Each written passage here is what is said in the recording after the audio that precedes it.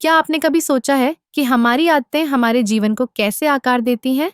हम जो भी करते हैं, वो हमारी आदतों का परिणाम होता है।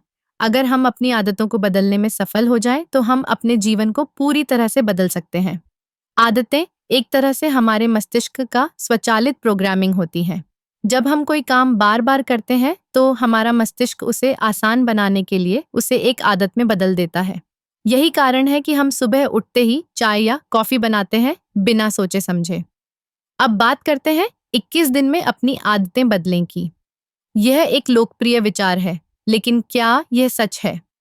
शोध बताते हैं कि एक नई आदत बनाने में औसतन 66 दिन लगते हैं। लेकिन 21 दिन का चैलेंज हमें एक दिशा में आगे बढ़ने के लिए प्रेरित कर सकता है। अगर आप एक नई आदत अपनाना चाहते हैं, तो सबसे पहले आपको यह तय करना होगा कि वह आदत क्या होगी।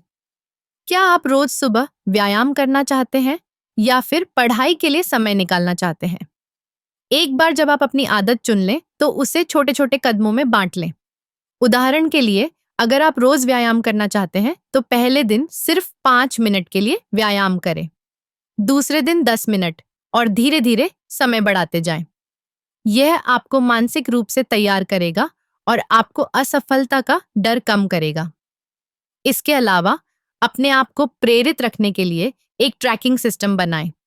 एक डायरी में अपने प्रगति को लिखें या किसी ऐप का इस्तेमाल करें। जब आप अपनी प्रगति देखते हैं, तो आपको और भी प्रेरणा मिलेगी। चुनौतियों का सामना करना भी जरूरी है। कभी-कभी आप अपने लक्ष्य से भटक सकते हैं, लेकिन याद रखें, असफलता एक हिस्सा है।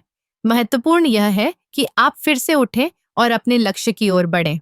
आखिरकार, आदतें सिर्फ हमारे कार्यों को नहीं, बल्कि हमारे विचारों और भावनाओं को भी प्रभावित करती हैं।